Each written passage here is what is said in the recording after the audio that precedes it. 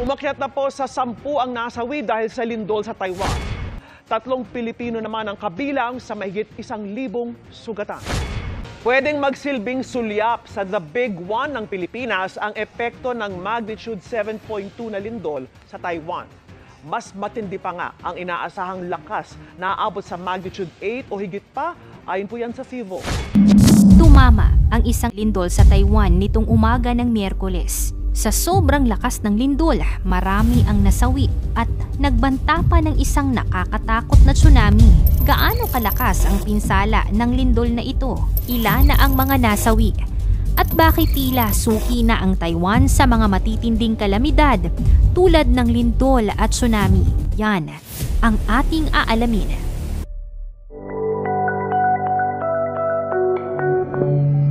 Umaga ng April 3, 2024, sa isang pangkaraniwang araw ay sorpresang niyanig ng 7.5 magnitude ang Taiwan.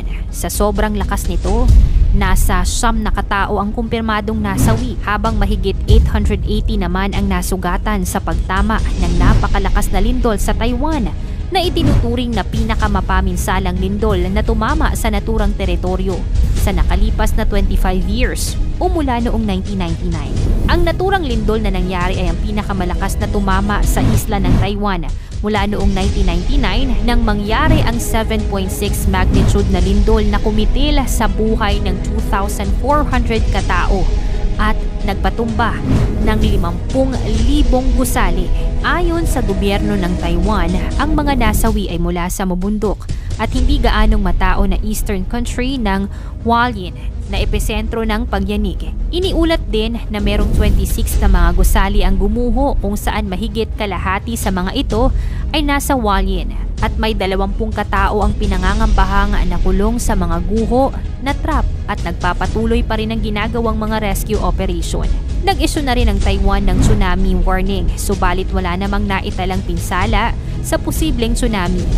Mahigit 25 aftershocks na ang naitala matapos ang malakas na pagyanig. Inihayag naman ng Taipei City Government na walang napaulat na malaking pinsala at balik operasyon din kalaunan ng MRT sa syudad. Wala ring nasugatan sa mga nakasakay sa tren nang tumama ang lindol. Base naman sa electricity operator na Taipower, mahigit 87,000 kabahayan sa Taiwan ang nawala ng supply ng kuryente. Bagamat hindi naman naapektuhan ang 2 nuclear power stations ng Taiwan. Base sa United States Geological Survey or USGS, ang epesentro ng lindol ay 18 kilometro timog ng Hualien sa Taiwan na may lalim na 34.8 kilometer.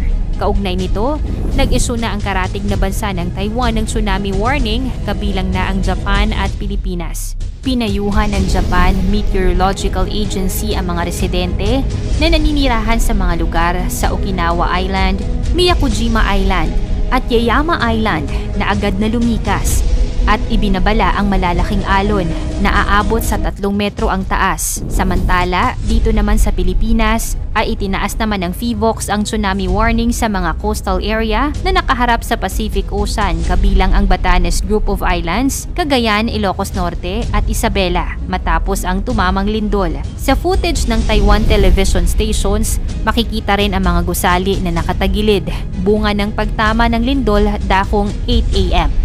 Habang papunta sa kanilang mga trabaho ang mga tao at papasok sa paaralan ang mga estudyante. Iniulat din ng Chinese state media na naramdaman ang lindol sa kanilang Fujian province at sinabi rin ng ilang saksi na naramdaman din ang pagyanig sa Shanghai. Bakit madalas ang lindol sa Taiwan at kalapit nitong bansa? Hindi lingid sa kaalaman ng karamihan na ang Taiwan, tulad ng Pilipinas, ay madalas na ginagambala ng mga lindol at pagputok ng mga bulkan dahil ang Taiwan ay nasa Pacific Ring of Fire, isang imaginary zone o arko sa dagat Pasipiko kung saan madalas aktibo ang mga bulkan at fault line na nagdudulot ng mga natural disaster. Sa ating bansa, hindi natin malilimutan ang mga malalakas na lindol na ito. Isa na nga dito noong 2013 na tumama sa Bohol or Bohol earthquake. Sa hindi inaasahang pagkakataon, niyanig ng 7.2 magnitude ang lugar ng Bohol at humigit kumulang 150 katao ang pumanaw. Maraming gusali at mga simbahan ang bumagsak at nasira. at mahigit 3 milyon na pamilya ang naapektuhan. Sa Luzon earthquake noong July 16, 1990, naganap ang isa sa di malilimutang lindol na nagpagalaw sa maraming lugar sa gitna ng bahagi ng Luzon at rehiyon ng Cordillera. Ang Luzon earthquake, ito ang isa sa pinakamalakas na lindol na nagpabagsak sa maraming estruktura, ari-arian at kabahayan, at ang lakas nito ay umabot sa 7.8 magnitude at nagresulta ng mahigit 1,600 ang binawian ng buhay, bukod pa ang mga nasugatan at mga gumuhong mga kilalang hotel. Nabuhay na nalibing ang maraming mga tao. At nito lang July 27, 2022, ang Abra earthquake na ang lakas nito'y umabot sa magnitude 7.0.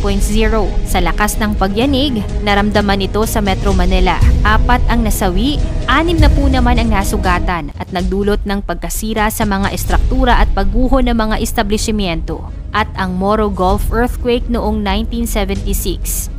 Ang Moro Gulf earthquake ang itinuturing na pinakamapaminsala at pinakamatinding lindol na nagpayanig sa bansa, especially sa kanlurang bahagi ng Mindanao. Bukod kasi sa lindol, dito rin naganap ang pinakamatinding tsunami na nangyari sa Pilipinas. Libo-libo ang nasawi dito at naganap pa sa kalagitnaan ng gabi noong August 1976. At mahigit 7.9 magnitude ang lakas ng lindol. Kaya hindi malilimutan ang bangungot na nangyari sa ating kababayan dito na umabot din kasi sa mahigit 8,000 casualties at mahigit 40,000 katao ang nawala ng kabahayan dulot ng lindol at tsunami sa lugar. Pwedeng magsilbing sulyap sa The Big One ng Pilipinas ang epekto ng magnitude 7.2 na lindol sa Taiwan. Mas matindi pa nga ang inaasahang lakas na aabot sa magnitude 8 o higit pa, ayon po yan sa Fivox. Sa kabila ng puspusang paghahanda ng gobyerno, bilang individual, ang pinakamahalaga ay maghanda. Be ready. Huwag umasa kung paano tayo tutulungan ng pamahalaan. Bagkus, tayo ang tutulong sa gobyerno sa pamamagitan ng mga simpleng bagay tulad ng pag-alam sa mga lugar na may fault line. Sundin ang mga payo ng mga eksperto. Maghanda ng 72-hour survival kit.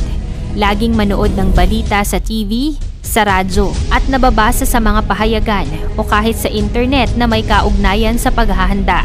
Sumali sa earthquake drill. Ituro din ito sa ating pamilya at higit sa lahat ay patuloy na manalangin sa ating Big Lord na siya lamang ang makakapagligtas sa atin laban sa sinasabing The Big One. Ikaw, anong masasabi mo sa malakas na lindol na ito na nangyari sa Taiwan? I-komento mo naman ito sa ibaba. Paki-like ang ating video at i-share mo na rin sa iba. Salamat at God bless.